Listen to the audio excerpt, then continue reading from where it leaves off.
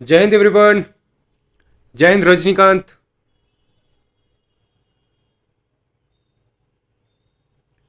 जय हिंद अमन। हर्ष। जय हिंद।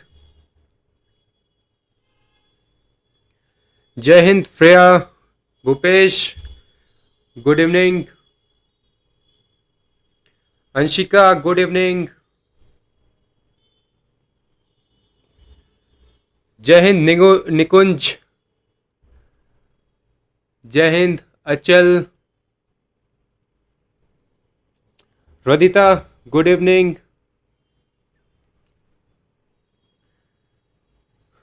और भाई बता देना किसी का नाम अगर मैं गलत प्रोनाउंस कर रहा हूं तो बता देना। ठीक है। जरूरी है ये भी। Kamlesh good evening. सुधांशु जय हिंद।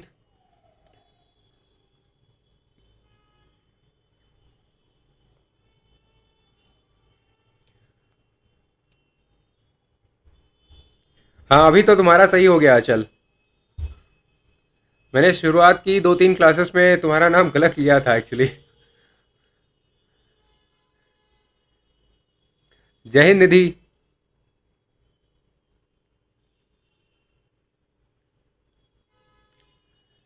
जय हिंद आदर्श। आदर्श।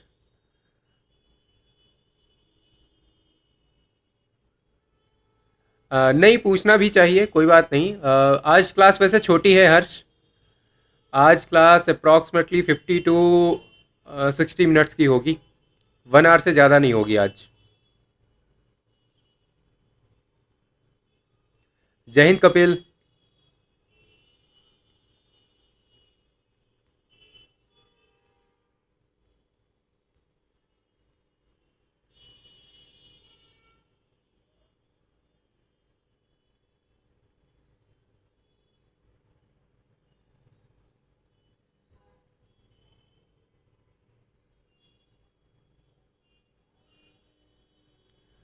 जय हिंद पारुल।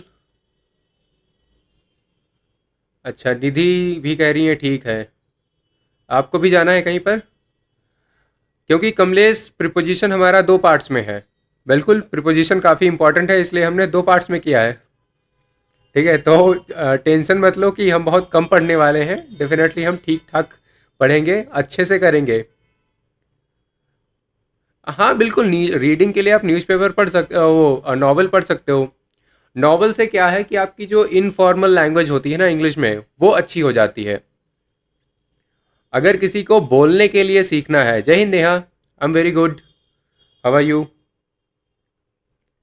अगर किसी को बोलने के लिए सीखना है तो डेफिनेटली मैं कहूँगा नॉवल आप पढ़ो। अगर आप फॉर्मल इंग्लिश सीखना चाहते हो तो डेफिनेटली न्यूज़पेपर ठीक है एग्ज़ाम पॉइंट ऑफ व्यू से और हर जगह से। लेकिन नॉवल आपका इनफॉर्मल इंग्लिश डेफिनेटली इम्प्रूव करेगा। लेकिन न्यूज़पेपर को रिप्लेस मत करो कपिल। आप नॉवल को ऐड ऑन कर सकते हो अपनी एक्टिविटीज़ में लेकिन न्यूज़पेपर को कम्प्लीटली रिप्लेस मत करो क्योंकि newspaper has its own importance जो कि रिप्लेस आप इजीली कर नहीं सकते किसी भी चीज़ से। हर्षित जय हिंद। जय हिंद ऋतुपर्णा। समझ गए? चलो शुरू करते हैं। सो प्रीपोजिशन पार्ट 1 आपके सामने दिख रहा होगा। आज पार्ट 1 है। अच्छा लो निधि को आज दूसरे बर्थडे पे जाना है, आज अपनी दोस्त के बर्थडे पे जाना है। बहुत अच्छे। अभी अपना बर्थडे बनाया है। गुड इवनिंग तरुण। अभी दोस्त का बर्थडे आ गया। कोई नहीं इम्पोर्टेंट है वैसे वो भी। नमस्ते उज्जवल। मैं बढ़िया हूँ आप बताइए। चलो 5 मिनट हो गए हैं अब हम शुरू करते हैं। ठीक है तो प्रीपोजिशन पार्ट 1 है ना। तो ये मत सोचना आज बहुत कम पढ़ने वाले हैं। डेफिनेटली आज हम कम पढ़ेंगे लेकिन प्रीपोजिशन आपका कंप्लीट होगा कल होगा है ना। बचा हुआ तो आज नया टॉपिक है तो फिर नए जोश के साथ नए टॉपिक के साथ आज नया quotation that is very beautiful given by Socrates. अब इनके बारे में कौन नहीं जानता, Socrates the great western philosopher है ना। इन्होंने क्या बोला, the only good is knowledge and the only evil is ignorance. जय हिंद अभय। द ओनली गुड, अगर कोई भी ऐसी चीज़ है कि बहुत ही ज़्यादा अच्छी है तो दैट इज़ नॉलेज, है ना। इनका ये मानना था, होना भी चाहिए। और the only evil is ignorance. Ignorance समझते हो क्या होती है? Ignorance is something like when you become indifferent towards anything, you don't care much, like मतलब आप हर एक चीज़ को इग्नोर करते हो, उसी से एक वर्ड बना है इग्नोरेंस। और वो इंसान जो है वो इग्नोरेंट बन जाता है। चलो अब हम देखते हैं हाउ टू आइडेंटिफाई प्रीपोजिशंस। अब डेफिनेटली अगेन जो भी हम पार्ट्स ऑफ स्पीच करेंगे तो उसमें दो पार्ट्स आपके होंगे। पहला होगा आइडेंटिफाई करना, कैसे आइडेंटिफाई करें, गुड इवनिंग रोहित। और उसके बाद हम देखेंगे कि रूल्स कैसे अप्लाई करना है। तो अभी बस स्टार्ट हुआ है हमारा चैप्टर। तो आप आइडेंटिफाई कैसे करोगे? जय हिंद कुमकुम, गुड इवनिंग। तो आइडेंटिफाई आप कैसे करोगे? Prepositions are placed before a noun और pronoun and they indicate direction, method, place, source, etc and they show direction connection as well. Connection किनके बीच में? कनेक्शन आपका आएगा नाउन प्रोनाउन के बीच में, नाउन नाउन के बीच में, प्रोनाउन प्रोनाउन के बीच में, है ना। तो ये आपका आएगा कनेक्शन। चलो, तो इतना देख लिया है, अभी आगे बढ़ते हैं। अभी आगे जब बढ़ें, ठीक है, तो फिर मैं बता दूंगा कि आपको प्रीपोजिशंस बिफोर पार्टिकुलर वर्ड्स कई बार कुछ आते हैं जो आपके माइंड में थोड़ा थोड़ा होने चाहिए। जैसे के लिए आपका एक पहला पॉइंट आएगा ट्रेवल और मूवमेंट के लिए। ट्रेवल और मूवमेंट के लिए आपके बहुत सारे ऐसे वर्ड्स होते हैं, जैसे के लिए एक होता है from, second one is to, third at, in, by, on, onto, into, of, out, out of. ये सारे वर्ड्स हमारे पास हैं जो कि कहीं ना कहीं ट्रेवल और मूवमेंट शो करते हैं, और किस तरह से आप इनको अप्लाई कर सकते हो, आप सेंटेंसेस बना सकते हो। अब यहाँ पर आज मैं बोलूँगा, आज आपको यहाँ भी सेंटेंसेस बनाने हैं, ठीक है, प्रीपोजिशन में भी। अब बनाओ, सेंटेंसेस बनाओ, from to at in onto वाले, ठीक है, और मैं आपको साथ में बता ही रहा हूँ, है ना।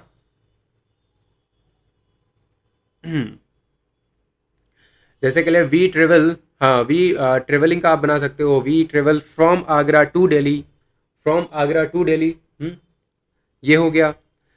आपके और हो सकते हैं, she went to the market to buy vegetables. Reason भी बता सकते हैं टू, लेकिन हम यहाँ पर मूवमेंट में बात कर रहे हैं, ट्रेवल में, तो यहाँ भी यूज़ होते हैं। फिर होता है at, the bus stopped at the signal. हाँ, अब यहाँ पर भी मूवमेंट है, ट्रेवल है कहीं ना कहीं। नेक्स्ट है आपका इन। आप इन अगर बताओगे, सो फिर they reached and checked in Mumbai, checked in Mumbai on Monday, है ना।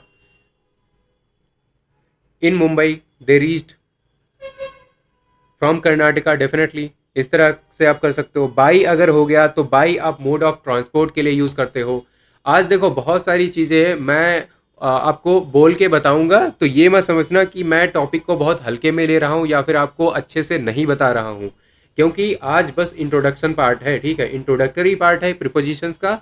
रूल्स हमारे जितने भी होते हैं ना प्रीपोजिशन से रिलेटेड, सारे हम कल करने वाले हैं, ठीक है। और इसका मतलब ये भी नहीं है कि आज हमारी क्लास इंपॉर्टेंट नहीं है, क्योंकि हम सारे क्वेश्चंस आज ही करेंगे, है ना। बिल्कुल, लखीमपुर खीरी। और हमारे पास एक स्टूडेंट भी हैं, उनका नाम है Nigam, he is from Lakhimpur Kheri. उन्होंने मुझे टेक्स्ट किया, मुझे पता चला फिर बाद में। तो यार बढ़िया है ना। फिर आता है ऑन। ऑन आप यूज़ कर सकते हो सरफेस के लिए, पब्लिक ट्रांसपोर्ट होता है या फिर फुट होता है ना। ऑन फुट आप बोलते हो, on foot to the top of the hill. Into होता है, जैसे के लिए मूवमेंट होता है ना, I entered into the room और I jumped into the river, इस तरीके से। ऑन टू आप यूज़ करते हो, she climbed onto the roof to fix the antenna. समझ में आ रहा है ना। फिर आता है ऑफ। अब ऑफ का मतलब क्या होता है, कई बार आप जब बाहर निकलते हो, ठीक है, यहाँ पर जैसे ये है, ये बना देते हैं, जैसे शी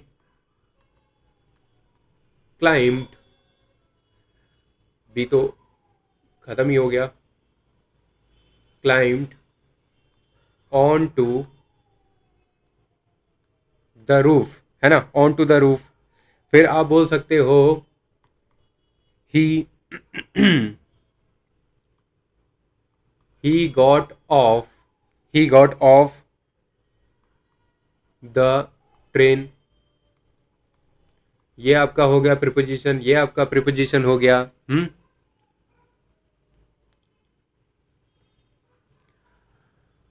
रील क्यों बनानी है भाई? रील क्यों बनानी है, ठीक है। इसी तरह आप आउट यूज कर सकते हो, जैसे कि the kids ran out as soon as the bell rang, हाँ।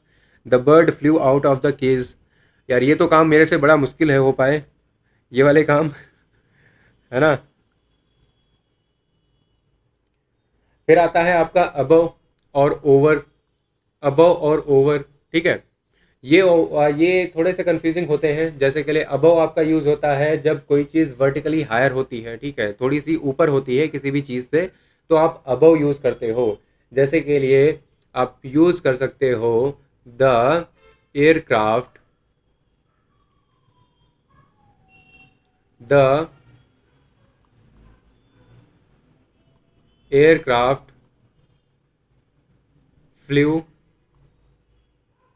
अबव अवर हेड, ठीक है। जब हमसे कोई भी चीज़ सिंपली ऊपर होती है तो हम अबव यूज़ करते हैं, ठीक है। और यहाँ पर क्या होता है अबव में, ठीक है, अबव में क्या होता है कि यहाँ पर कनेक्शन नहीं होता है। अबव में हम देखते हैं कि कनेक्शन नहीं होता है। अबव द टेबल में अभय यहाँ पर कनेक्शन हो जा रहा है। हाँ रजनीकांत, वो मेरा ही चैनल है, वो डेली क्लास मेरा चैनल है, you all can subscribe to, ठीक है। वहाँ पर मैं इंग्लिश तो पढ़ाऊँगा ही, कुछ एक्स्ट्रा चीज़ें आपको मिल सकती हैं। वैसे ये मैं प्रमोशन नहीं करना चाहता, ठीक है, यहाँ पर। और कुछ जीएस का मटेरियल, ठीक है, और कुछ स्ट्रेटजी वगैरह शेयर करता रहूँगा।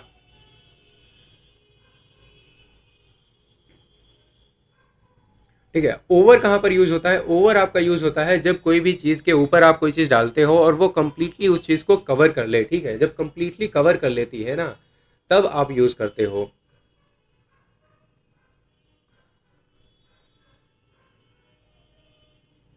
कंप्लीटली कवर कर लेते हो, हाँ। आप यहाँ पर बोल सकते हो is flowing above the danger level, ठीक है। या फिर अबव, जैसे ब्रिज इज अबव द, वो बोल सकते हो ओवर, सॉरी, यहाँ पर आप यूज़ करते हो ओवर।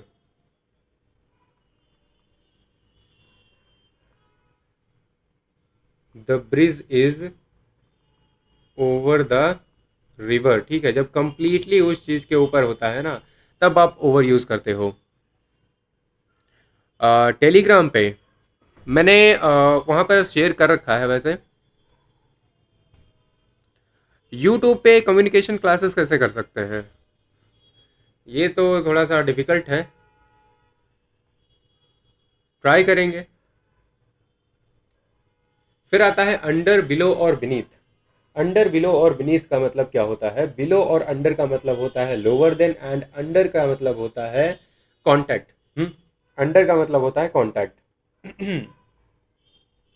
तो जैसे के लिए हम बोल सकते हैं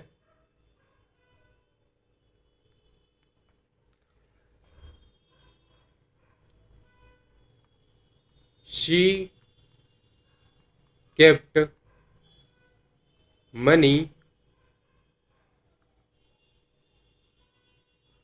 under the, under the bed.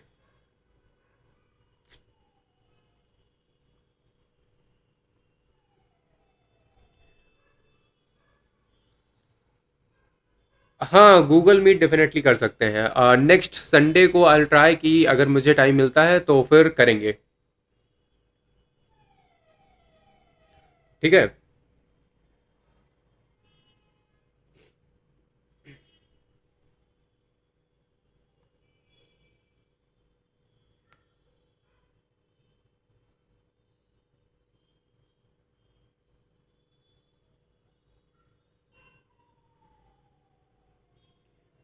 और बिलो जब यूज़ होता है ना, बिलो आपका जो बिलो है ये यूज़ होता है, ये आपका यूज़ होता है तब जब नहीं, ठीक है। बिलो आपका यूज़ होता है जब कांटेक्ट नहीं होता है, ठीक है, स्पेस होता है दोनों के बीच में, स्पेस होता है और कांटेक्ट नहीं होता है, ठीक है, तब यूज़ होता है।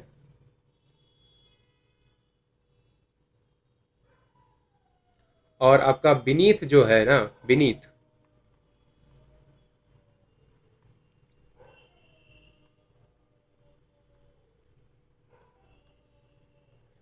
Same as under but used in abstract situations,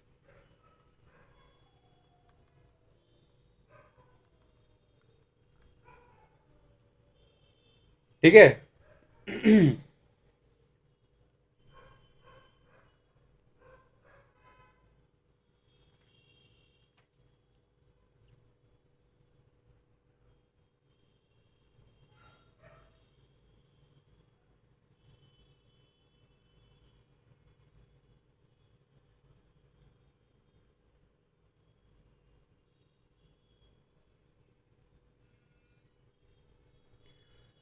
तो आपका क्या हुआ, अंडर आपका आया जब जब यहाँ पर कांटेक्ट होगा, ठीक है, अंडर का मतलब है कांटेक्ट होना चाहिए। बिलो आएगा जब स्पेस दोनों के बीच में हो और कांटेक्ट ना हो। और बीनीथ की जो मीनिंग है वो लगभग अंडर की तरह ही होती है, लेकिन बात ये होती है यहाँ पर एब्स्ट्रैक्ट चीज़ों में ज़्यादातर यूज़ होता है, ठीक है, एब्स्ट्रैक्ट सिचुएशंस जैसे के लिए जिनको आप वैसे टच नहीं करते हैं।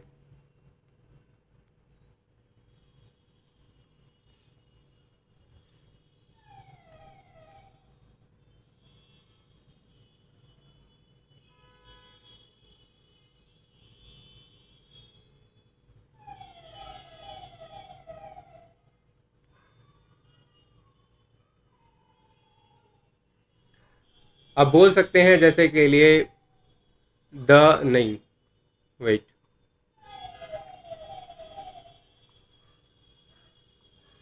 ही हाइड पेन बीनीथ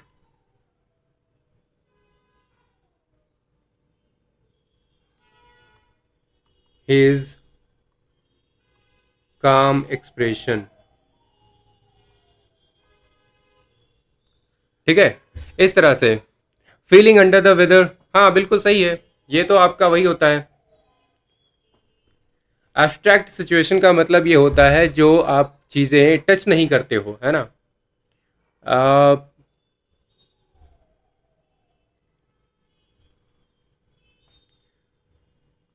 ठीक है, जो चीज़ें आप टच नहीं करते हो, एब्स्ट्रैक्ट आप समझ चुके हैं, एब्स्ट्रैक्ट नाउन में देखा था, एब्स्ट्रैक्ट नाउन में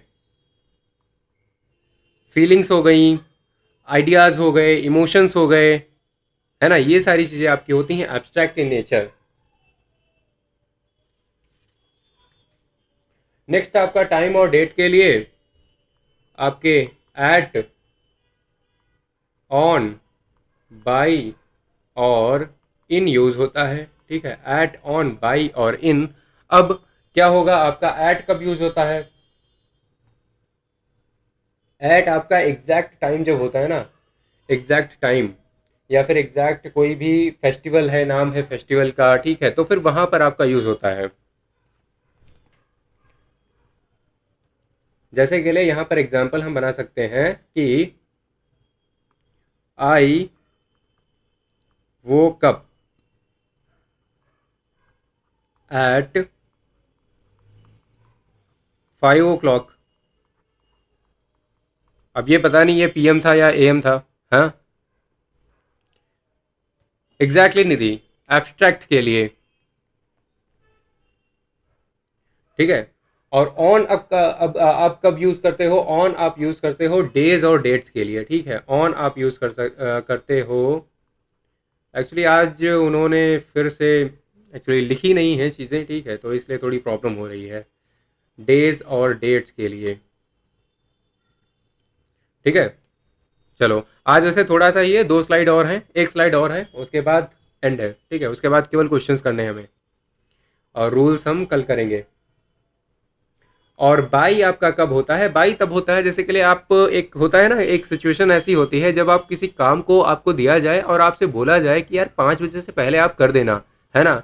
so this work should be done by 5 o'clock, है ना, ऐसे आप बोलते हो। This work should be completed by 5 o'clock। मतलब ये होता है इसका कि 5 से पहले किसी भी टाइम आप कर दो। 4 बजे भी आप कर सकते हो, 4:50 तक भी आप कर सकते हो, कभी भी कर दो, है ना, बाई 5 o'clock। ठीक है। तो इस तरीके से आप इसमें बनाओगे। और इन ऑब्वियसली इन इन क्या होगा, इन आपका होता है ईयर्स के लिए यूज, है ना। जब ईयर्स हो, मंथ्स हो, ठीक है, इन आपका होगा, यहाँ पर लिख देते हैं, इन होता है आपका पीरियड के लिए। एक पर्टिकुलर पीरियड जब होता है ना, पीरियड आपका हो सकता है मंथ हो सकता है, ठीक है, मंथ हो सकता है, वीक हो सकता है, या फिर कोई ईयर हो सकता है। क्लियर है? जैसे के लिए I was born in this particular year, है ना, ऐसे करके आप बोलते हो। या फिर I have to visit Bangalore in February. Clear? अब यहां पर एक और चीज है, बस ये लास्ट है आपका, on time, in time, in good time. On time क्या होता है? ऑन टाइम का मतलब होता है ऑन टाइम का मतलब ये होता है आपसे कोई टास्क बोला गया। सिंस कब यूज होता है? सिंस यूज होता है जब आप टाइम फ्रेम को बताते हो कि तब से लेकर के अब तक, ठीक है। अगर आपको हिंदी आती है, ठीक है, तो आप ऐसे देखते हो जब आप बोलते हो कि तब से, ठीक है। सो आई वॉज बॉर्न इन 2004, ऐसा नेहा कह रही हैं, ठीक है, लेकिन नेहा कह सकती हैं I am living in this house since 2004, ठीक है। 7 6 आवर, हाँ बिल्कुल हो सकता है। 7 6 आवर्स आप बोले तो ज़्यादा अच्छा है। Flight is on time, exactly, बिल्कुल सही है। In good time I was about to leave, हाँ ये भी सही है हर्ष। ठीक है। तो आप क्या देखते हो कि आपसे बोला गया यार 5 बजे से पहले ये काम कर देना, तो आप क्या बोलते हो कि, और ऐसा है कि वो काम 5 बजे बोला गया है तो 5 बजे ही होना चाहिए, नाइदर बिफोर नॉर आफ्टर, ठीक है। तो एग्जैक्टली अगर एग्जैक्ट, ये क्या है, ये एग्जैक्ट टाइम का मतलब यहाँ पर क्या होता है, एग्जैक्ट टाइम का सेंस लगता है हमें, ऑन टाइम। समझ गए? ऑन टाइम मतलब कोई भी अगर ट्रेन आने वाली है और हम बोलते हैं कि ट्रेन अगर 4:55 पे थी, अगर कोई भी ट्रेन है आपकी, ठीक है, बिल्कुल आप बोल सकते हो द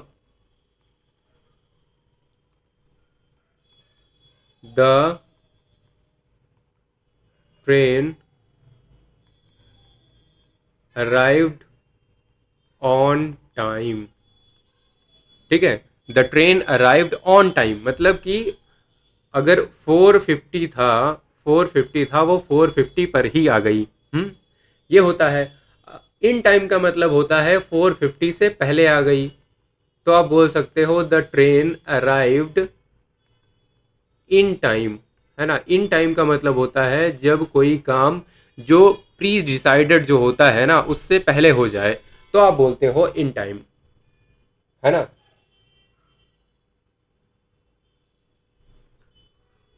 मतलब बिफोर शेड्यूल्ड, है ना, बिफोर शेड्यूल्ड आप बोल सकते हो।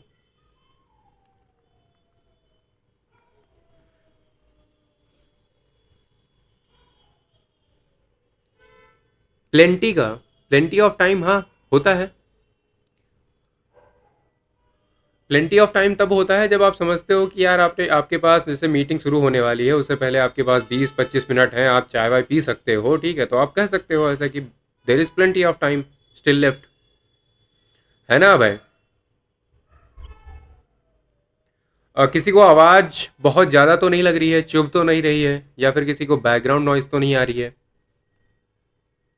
फिर होता है in good time. Good time का मतलब होता है जब कोई कंफर्टेबल मार्जिन से मतलब वहाँ पर पहुँच जाए, ठीक है। कई बार क्या होता है जब आपको ट्रेन वगैरह पकड़नी होती है ना, तो पापा या मम्मी बहुत भाई प्रेशराइज करते हैं। क्या कहते हैं भाई, छूट ना जाए, छूट ना जाए, ठीक है। और फिर आपको मतलब ट्रेन होती है मान लिया 4:50 पे, और वो पहुंचा देते हैं आपको 3 बजे। फिर कहते हैं, आप कहते हो कि बड़ी जल्दी पहुंचा दिया, वो कहते हैं नहीं, तुम you have reached in good time, ठीक है, मतलब बढ़िया टाइम में पहुंच गए हो, तो इसलिए उसको वो गुड टाइम समझते हैं, ठीक है।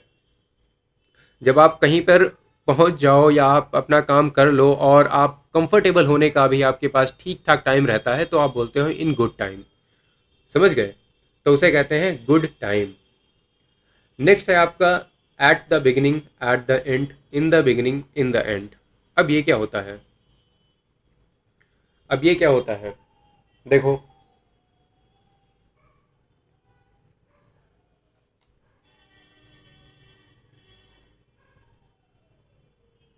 देखो यार, कई बार क्या होता है कि जैसे के लिए आप एक मूवी देख रहे थे, ठीक है, आप एक मूवी देख रहे थे, बढ़िया कैरेक्टर वगैरह चल रहे हैं, ये चल रही है मूवी। अब वहाँ मूवी में क्या हुआ, फर्स्ट हाफ में, ठीक है, फर्स्ट हाफ में कुछ और था, और सेकेंड हाफ में जाते जाते काफ़ी कुछ चीज़ें बदल गई। कई बार होता है ना, फर्स्ट हाफ खराब होता है, सेकेंड हाफ अच्छा होता है, या फिर क्या होता है कि फर्स्ट हाफ बेकार होता है, सेकेंड हाफ अच्छा होता है। मैंने शायद दोनों बातें एक ही बोल दी, ठीक है, जो भी है, ठीक है। मतलब क्या होता है कि जब कोई भी चेंज होता है, ठीक है, जब बाद में कोई चेंज हो जाता है, later there is a change, later there is a change, तब आप बोलते हो in the beginning this was and in the end कुछ और हो गया। हम्म। तो इन द एंड हो, इन द एंड का मतलब होता है, इन द एंड का मतलब होता है आफ्टर सम टाइम।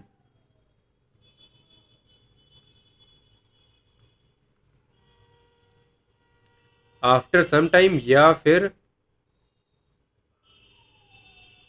इवेंचुअली। तो आप कैसे बोलोगे, मतलब कि in the beginning the movie was good, but in the end it was it got carried away, ठीक है, थोड़ा सा अपने जो मेन स्ट्रीम थी उससे थोड़ा सा साइड में चली गई। अगर ऐसा है तो आप क्या बोलोगे, इवेंचुअली, है ना। इवेंचुअली उसका मतलब होता है, इवेंचुअली मतलब अल्टीमेटली वो इधर उधर चली गई, मतलब अच्छी नहीं थी लास्ट में, लेकिन स्टार्टिंग में बढ़िया थी, मतलब थोड़ा सा चेंज हुआ है। अगर चेंज हुआ है तो डेफिनेटली आप कह सकते हो क्या, आप कह सकते हो कि मतलब कुछ ना कुछ चेंज हुआ होगा, इसलिए आप इन द बिगिनिंग और इन द एंड यूज करते हो, ठीक है। इन द बिगिनिंग और इन द एंड। अब इन द बिगिनिंग की जगह पर आप एट फर्स्ट भी यूज कर सकते हो, एट फर्स्ट भी यूज कर सकते हो, और यहां पर आप एट लास्ट भी यूज कर सकते हो।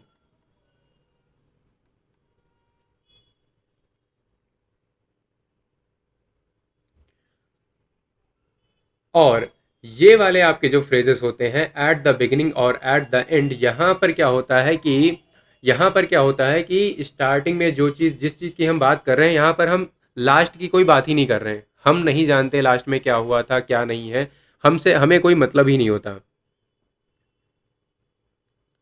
बिगिनिंग और एंड एक ही लाइन में इंक्लूड कर सकता हूँ, डेफिनेटली आप कर सकते हो, मतलब उसमें बस सेंटेंस में सेंस होनी चाहिए। Hmm. Exactly, but in the end, हाँ, बिल्कुल सही बात है। बस उसकी अभय क्या है कि सेंटेंस की स्टार्टिंग, मतलब सेंटेंस की जो सेंस है वो अच्छी होनी चाहिए। आप बिल्कुल यूज कर सकते हो। और यहाँ पर क्या है, एट द बिगिनिंग, है ना, अगर मैं बात कर रहा हूँ किसी भी चीज़ की और वहाँ पर मैं लास्ट को कंसिडर कर ही नहीं रहा हूँ कि लास्ट में क्या है क्या नहीं है, और मैं अगर लास्ट की बात कर रहा हूँ और स्टार्टिंग को बोल ही नहीं रहा हूँ, ठीक है, तो मैं डेफिनेटली ये यूज़ कर सकता हूँ। जैसे के लिए यूज़ करें कि at the beginning the lecture is very good.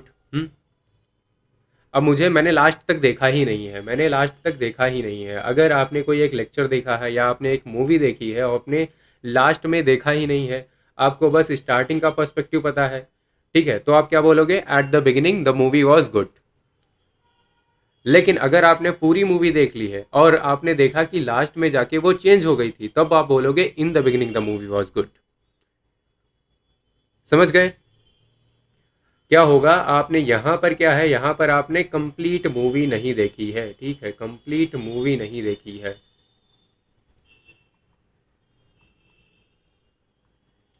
यहाँ पर आपने कंप्लीट मूवी नहीं देखी है, यहाँ पर आपने कंप्लीट मूवी देख ली है।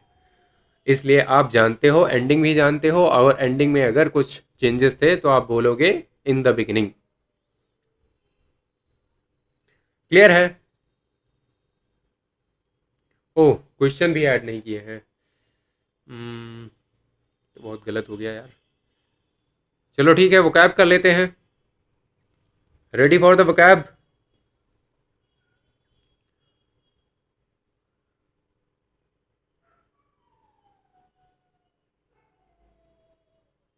बताओ।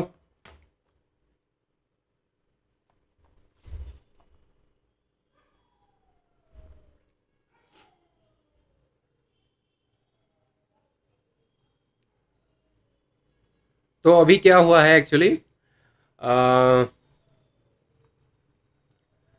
इस पीडीएफ को बनाने में थोड़ा सा जल्दी बन गई है ये, तो इसमें काफ़ी कंटेंट भी मिसिंग है। और दूसरी बात यह है कि क्वेश्चन मुझे लगा था आइडेंटिफिकेशन वाले होंगे, लेकिन नहीं है।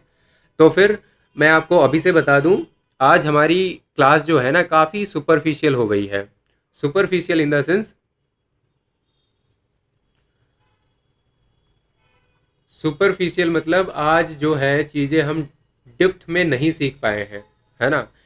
फॉर एंड अबाउट, फॉर होता है के लिए, मतलब I am working for something, और अबाउट का मतलब होता है के बारे में। ठीक है, you are talking about something, है ना कपिल? तो इस तरीके से आप यूज़ करते हो इनको।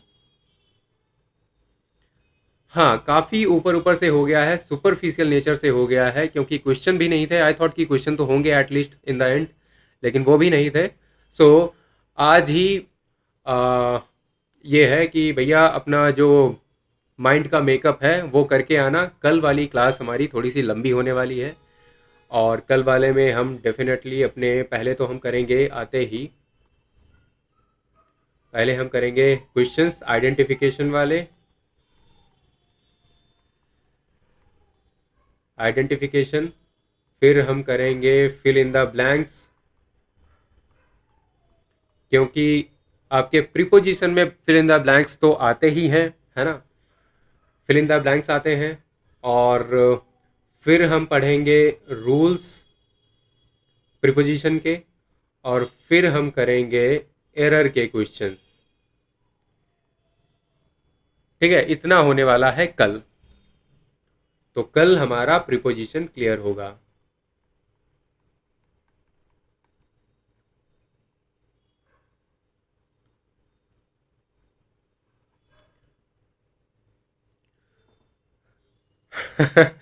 इतनी भी बड़ी नहीं होगी।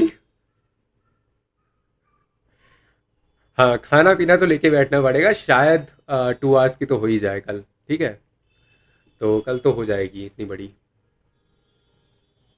ठीक है, तो इतनी सारी चीज़ें हम कल करने वाले हैं, क्योंकि यार फिल इन द ब्लैंक्स बहुत इंपॉर्टेंट है ना, ये बहुत इंपॉर्टेंट है।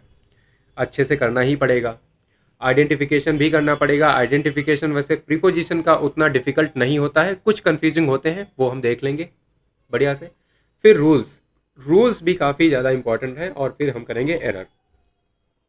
ठीक है, फिर जो भी है प्रैक्टिस वगैरह अगर बचेगा तो हम यही करेंगे, otherwise this will be your homework. तो रेडी हो आप वोकैब के लिए? आज काफ़ी इंटरेस्टिंग वर्ड्स हैं हमारे पास। पहला है वर्ड हमारे पास जक्स्टा पोजिशन।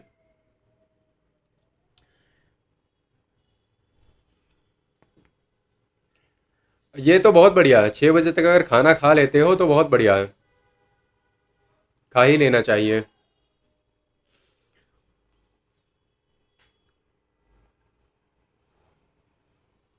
ठीक है, चलो तो पहला आपका वर्ड है juxta position, that is a noun. Again आपका TION लगा है, शन लगा हुआ है, तो फिर आपका नाउन बन जाता है। जक्स्टा पोजिशन मतलब क्या होता है? जक्स्टापोजिशन का यार मतलब ये होता है जब आप दो डिफरेंट चीज़ों को एक साथ प्लेस करते हो कहीं पर, तो उसे कहते हैं जक्स्टापोज करना। कैसे? The act of placing different things together to highlight contrast. कई बार आप जानबूझ के उनके बीच में कॉन्ट्रास्ट दिखाने के लिए, अब भाई सेंटेंसेस बनाना शुरू कर दो, तो जानबूझ के आप कंट्रास्ट दिखाने के लिए चीज़ों को एक साथ रखते हो ताकि हमें पता चल पाए, ठीक है, हमें पता चल पाए कि उनके बीच में डिफरेंस क्या है। उस डिफरेंस को हमें हाईलाइट करने के लिए एक्चुअली डिफरेंट चीज़ें जो होती हैं उनको एक साथ हम रखते हैं, उसे कहते हैं जक्स्टापोजिशन करना। और इसके सिनोनियम्स होते हैं कॉन्ट्रास्ट और कंपैरिजन। जैसे के लिए एग्जांपल है, ये आपका एक ग्रोन मैन है, ठीक है, he is a grown man, और ये आपका हो गया एक चाइल्ड, है ना, ये हो गया आपका एक चाइल्ड और ये ग्रोन मैन है, ठीक है। अब ये दिखा रहे हैं कि मतलब कई बार होता है ना, ये जो कॉन्ट्रास्ट है एक एडल्टहुड का और एक चाइल्डहुड का, ये जो कॉन्ट्रास्ट है वो इस पिक्चर में दिखाया गया है, इसलिए ये भी एक टाइप का जक्स्टा पोजिशन हो गया, है ना, ये जक्स्टा पोजिशन हो गया। I used juxta position in my recent painting. अब है देखो, बात यह है ना कि आपके सेंटेंस आपका सही है, ठीक है, आपने डेफिनेटली आपने सेंटेंस सही बनाया है ग्रामेटिकली, बट मेरा ये मानना है कि आप जो भी सेंटेंसेस बनाओ उनसे क्लियर होना चाहिए कि आप कहना क्या चाहते हो। आपकी जो वर्ड की मीनिंग जो है ना, वो आपके यूसेस में ही क्लियर हो जाए। जिस तरीके से आप सेंटेंस बनाओ, जैसे मैंने एक दो एग्जांपल्स आपको बता रखे हैं कैसे बनाने हैं, उस तरीके से आपको बनाने हैं।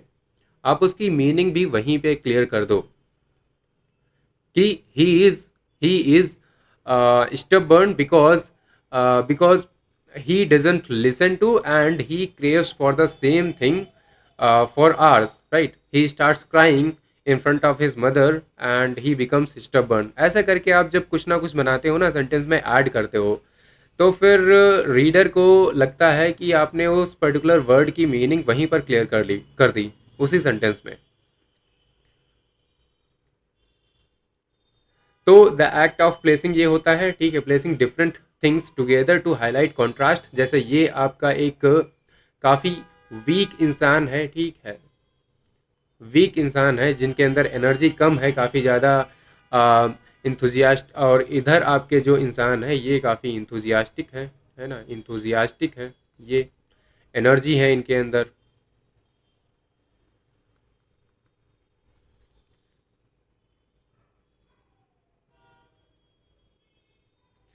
हाँ, ये देखो रदिता का जो है ना सेंटेंस, ये क्लियर है, ठीक है, तो इस तरीके से आपको भी बनाने हैं, इस तरीके से आप सेंटेंसेस बनाओ। I used juxtaposition to enhance my abstract painting, which resembles a lion and a tiger mixed together. ठीक है, ओके ओके है, जब कॉन्ट्रास्टिंग चीज को लेके लेके आओ, ठीक है। यूसेज है आपका, the article's strength lies in juxtaposition of facts and personal stories, है ना। कई बार क्या होता है, जो आर्टिकल की जो स्ट्रेंथ होती है वहाँ पर क्या होता है, गुड और बैड को और गुड और एविल को, ठीक है, साथ में इस तरीके से प्रेजेंट किया जाता है कि आप उन स्टोरीज को पढ़ने में आपको बड़ा मजा आता है। कोई बात नहीं, चलो नेक्स्ट देखते हैं। नेक्स्ट वर्ड है आपका पीविश। पीविश क्या है? Peevish is an adjective, peevish is an adjective. Peevish का मतलब क्या होता है? ईजिली इरिटेटेड और एनॉयड। कुछ लोग ऐसे होते हैं, उनको ईजिली आप एनॉय कर सकते हो या इरिटेट कर सकते हो, या फिर आप थोड़ा सा भी कोई भी सेंटेंस बोलते हो वो ईजिली इरिटेट हो जाते हैं, है ना। तो इस तरीके के जो लोग होते हैं उन्हें आप पीविश इन नेचर बोलते हो। They are peevish in nature, they are irritable, they are testy, they are cranky. They are cranky, they are testy, they are irritable. हाँ, जैसे के लिए the panel grew peevish as questions became repetitive. कई बार क्या होता है, जब क्वेश्चंस बार बार पूछे जाते हैं तो लोग क्या होते हैं, इरिटेट हो जाते हैं, है ना, दे बिकम पीविश इन नेचर। हाँ, वो उतना टॉलरेट नहीं कर पाते हैं चीज़ों को, इसीलिए आप बोलते हो उनको peevish in nature, easily irritated और एनॉयड।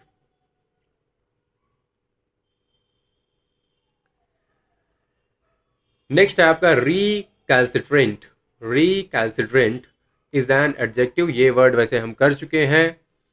मीनिंग होती है stubbornly refusing to obey rules और अथॉरिटी। हम्म इसके सिनोनियम्स होते हैं डिफाइंट, अनकोऑपरेटिव और रेजिस्टेंट। जैसे के लिए ये आपका बुल या फिर वट एवर, ठीक है, जो भी आपका एक जानवर है, ठीक है, और ये रिकैल्सिट्रेंट इन नेचर है, अनकोऑपरेटिव है, रेजिस्टेंट है एंड डिफाइंट है।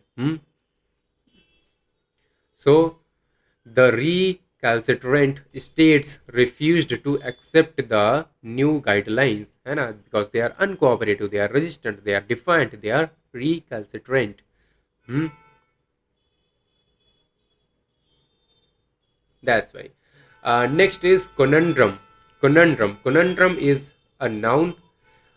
It means a confusing and difficult problem.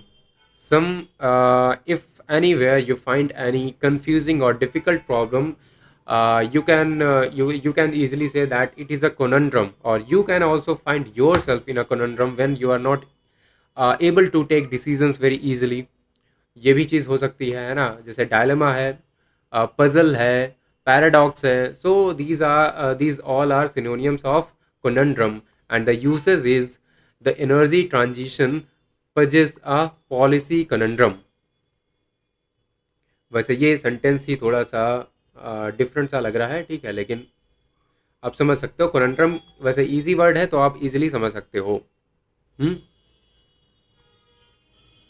हाँ, सारे लोग बनाते रहो सेंटेंसेस को। सेंटेंसेस बनाने का आपका बस मेन आपका जो पर्पस यही है ना कि आपको वो जो वर्ड है ना वो ये फिर याद हो जाएगा, इसलिए बोलता हूँ मैं।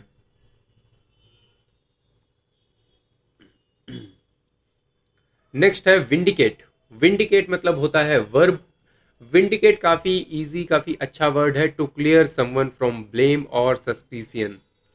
जब किसी को सस्पिशियन या फिर ब्लेम से आप क्लियर कर देते हो, किसी के ऊपर कोई इल्ज़ाम लगाया गया है, he was accused of something and later he was absorbed और एक्सोनरेटेड और जस्टिफाइड और विंडिकेटेड। तो ये आप बोल सकते हो to justify, absolve, exonerate new evidence vindicated the whistle blowers claims, है ना, विजल ब्लोअर के जो भी क्लेम्स थे उनको विंडिकेट कर दिया न्यू एविडेंसेस ने। उसने क्या किया, वो जो ब्लेम या सस्पिशन था उसको क्लियर कर दिया। पहले किसी पे लगाया गया होगा, अब उस चीज को क्लियर कर दिया, है ना, न्यू एविडेंसेस ने। सो जस्टिफाई, एब्जॉल्व और exonerate, this is called vindicate. Next word, next word is panacea. Panacea is a noun and the meaning is a solution to all problems, often used negatively. Panacea negatively, वैसे negatively तो नहीं use होना चाहिए लेकिन कभी कभार use होता है। ओके, नाउ क्योर ऑल और यूनिवर्सल रेमेडी।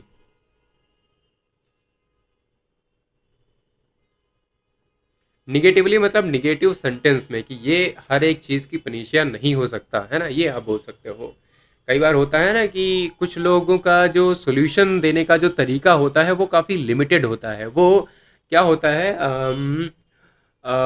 अगर हम ऐसे बात करें ना आजकल, जैसे के लिए कुछ लोग बोलेंगे हर एक चीज़ का सोल्यूशन बोलेंगे कि करप्शन, ठीक है, करप्शन हटा दो। कुछ लोग बोलेंगे कि education, education is the solution to all problems. तो उनके ना, उनके दिमाग में कुछ चीज़ें होती हैं ना, वो एकदम फिट हो जाती हैं। उनको लगता है कि इस चीज़ से सारी चीज़ें सॉल्व की जा सकती हैं। So you can say that it is not the panacea to all the problems, because somewhere down will have to work in other areas as well, है ना। Education is often seen as a panacea for poverty. हाँ, I use witchcraft to make me a panacea. आप panacea कैसे बन सकते हो। Next है digitization. Digitalization isn't a panacea for poor governance, है ना। पुअर गवर्नेंस के लिए आप बिल्कुल केवल डिजिटलाइजेशन जो है ना उस पर आप रिलाई नहीं कर सकते। आपको बहुत अलग चीज़ें हैं जो यूज़ करनी पड़ेंगी, है ना। हाँ, वो मैं समझ गया, जादू टोना। ठीक है। नेक्स्ट है आपका dogmatic. Dogmatic is adjective. Dogmatic आपका एडजेक्टिव होता है। अच्छा, जादू है तो कुछ भी हो सकता है, जादू है तो कुछ भी सेंटेंस भी बन सकता है। वाह!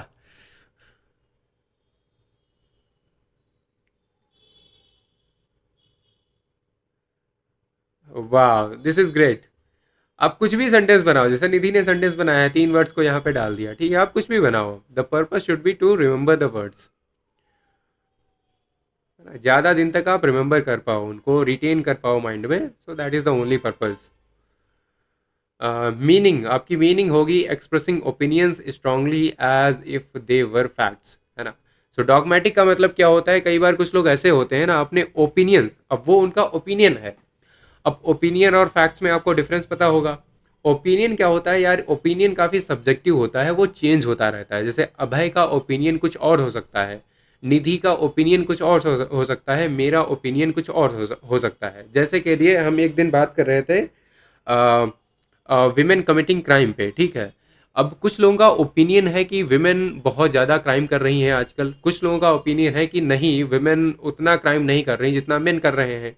लेकिन अब वहीं पे जो फैक्ट्स हैं, फैक्ट्स तो आपको एनसीआरबी का डेटा ही देगा, है ना? एनसीआरबी का जो डेटा है वो आपको फैक्ट देगा, लेकिन ओपिनियन सबका डिफरेंट डिफरेंट है। अब कुछ लोग क्या करते हैं, अपने ओपिनियन को एक फैक्ट की तरह प्रेजेंट करते हैं। वो कहते हैं नहीं, मैंने जो बोला वही सही है। ये होता है डॉगमेटिक नेचर, है ना? Expressing opinions strongly as if they were facts. So the synonyms are rigid, adamant, doctrinaire, ठीक है? Doctrinaire. A dogmatic approach hampers genuine debate. Hampers का मतलब होता है कहीं पर ऑब्स्टिकल क्रिएट करना, है ना? इम्पीड करना या ऑब्स्टिकल्स क्रिएट करना।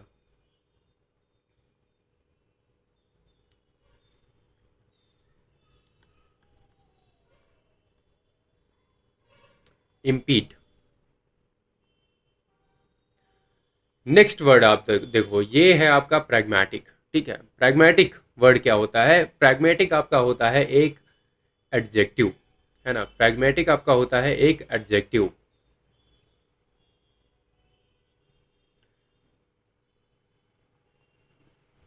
एग्जैक्टली।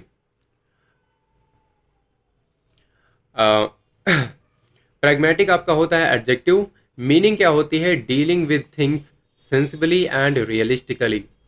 कई बार कुछ चीज़ों से आप सेंसिबली और रियलिस्टिकली जब डील डील करते हो तो आप बोलते हो कि ये प्रैग्मेटिक है। जैसे के लिए आपका दिल और आपका दिमाग जब दोनों के बीच में बढ़िया एकदम तालमेल होता है, ठीक है, they are in consonance with each other, then you can say you are being pragmatic, है ना? कुछ लोग होते हैं वो काफ़ी ज़्यादा अनरियलिस्टिक हो जाते हैं, सो वो नहीं बनना है हमें।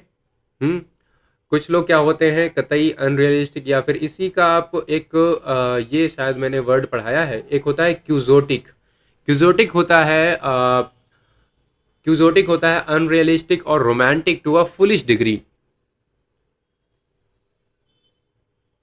ये होता है क्यूजोटिक, ये होता है आपका अनरियलिस्टिक और romantic to a foolish degree, ठीक है?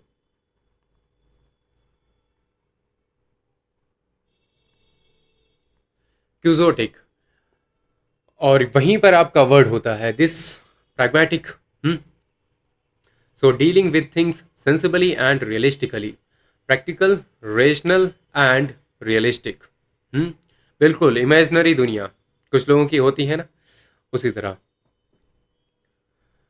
So the government took a pragmatic stance on the issue, ठीक है? हालांकि ये वाले जो मेरे जो यूसेस हैं, ठीक है, अब वहाँ पर मीनिंग जो है वो क्लियर नहीं हो रही है, क्योंकि यहाँ पर ऑलरेडी हमने सब कुछ लिख रखा है। लेकिन आपको जो भी सेंटेंस बनाना है उसमें मीनिंग को क्लियर करो। हाँ, जितना ज़्यादा लंबा आप सेंटेंस बना सकते हो उसकी प्रैक्टिस करो। नेक्स्ट है आपका word Insidious. Insidious is again an adjective. Insidious is an adjective. तो होता क्या है, इंसीडियस का मतलब होता है समथिंग स्प्रेडिंग ग्रेजुअली बट हार्मफुली। कोई चीज़ बहुत धीरे धीरे हो रही है, लेकिन भाई बहुत ही गलत तरीके से हो रही है, और काफ़ी हार्मफुली हो रही है ना? Which is creating a lot of harm. So it means the thing is insidious in nature, है ना? Insidious, spreading gradually and harmfully. जैसे के लिए आपकी सिगरेट वगैरह ये सारे होते हैं ना, स्मोकिंग की जो हैबिट होती है, ये क्या होती है, ये इंसीडियस इन नेचर होती है। ये ग्रेजुअली होती है, काफ़ी धीरे धीरे आराम से होती है, but it is very harmful. क्योंकि ये आपके लंग्स को काफ़ी ज़्यादा इन्फेक्ट करती है। मतलब होता है इसका जल्दी, आप कह सकते हो सटल कह सकते हो, या फिर ट्रेचरस कह सकते हो। सटल तरीके से कोई चीज़ होती है ना, तब आपको पता नहीं चलता, काफ़ी आराम से हो जाती है आपको, मतलब आपके सामने होती है, but you can not notice that. हाँ, जैसे करप्शन है, corruption can be Insidious growing unnoticed. Notice नहीं होती हैं चीज़ें, लेकिन क्या होता है, वो फैल रही होती हैं और बड़ी ही खतरनाक होती हैं।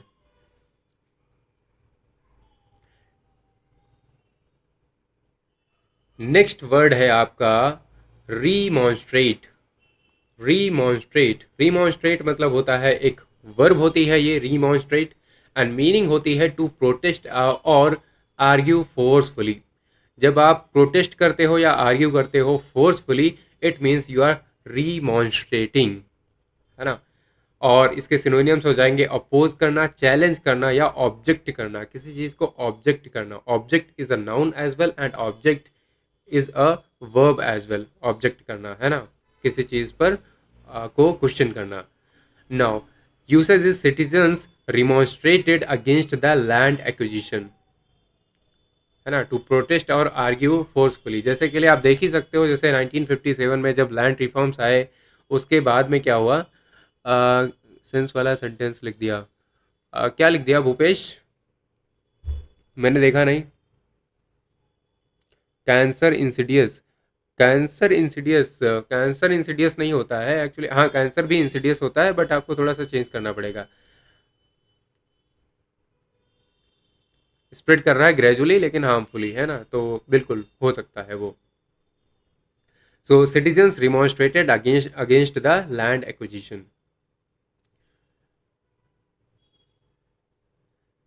चलो भाई, क्लियर है तो। आई होप वोकैब में तो डेफिनेटली आपने काफ़ी कुछ सीखा होगा, है ना।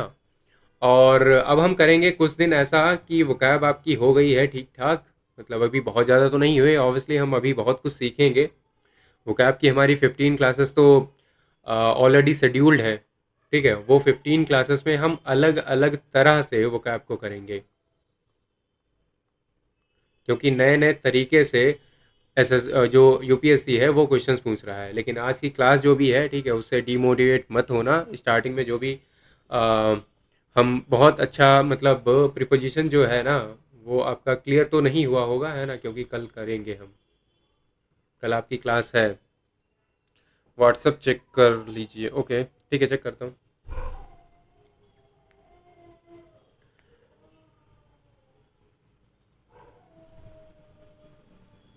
तो कल भाई लंबी क्लास होने वाली है, ठीक है। और कल काफ़ी इम्पोर्टेंट भी है। मैं अभी बता दूं, कल क्लास जो है काफ़ी ज़्यादा इंपॉर्टेंट है, ठीक है। प्रिपोजिशन आपका कल बढ़िया से क्लियर होगा। आज क्वेश्चन भी नहीं थे, आई थॉट क्वेश्चन होंगे, ठीक है। चलो कोई बात नहीं, देखते हैं। कल मिलते हैं।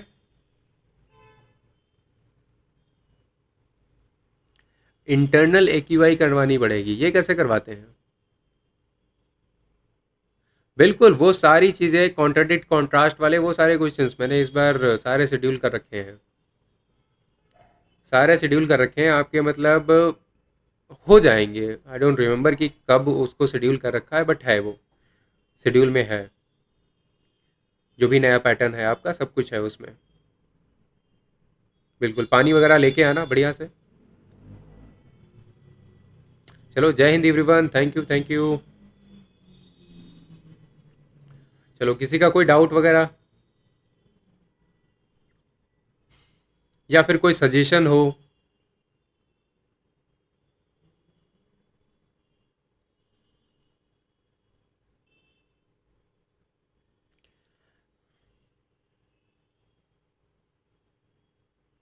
जय हिंद आदर्श, जय श्री राम,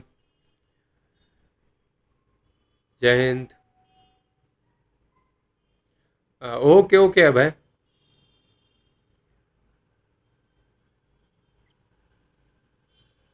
भाई मैं किसी को कोई जज थोड़ी कर रहा हूँ। मुझे कोई क्लैरिफिकेशन नहीं चाहिए, यू ऑल आर क्लासमेट्स है ना।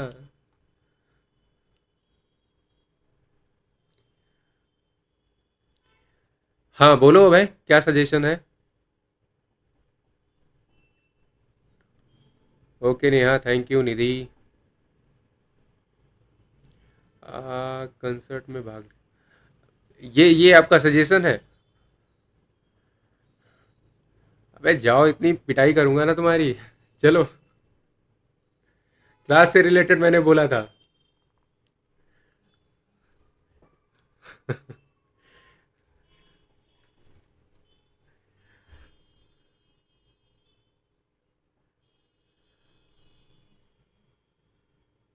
हाँ बिल्कुल बिल्कुल, क्लासेस वगैरह, हाँ बिल्कुल यार, बैकलॉग सारे क्लियर कर लेना, ठीक है। तब आओ, ठीक है। चलो।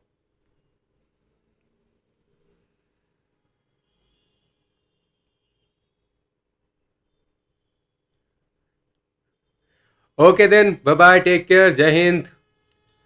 मिलते हैं कल।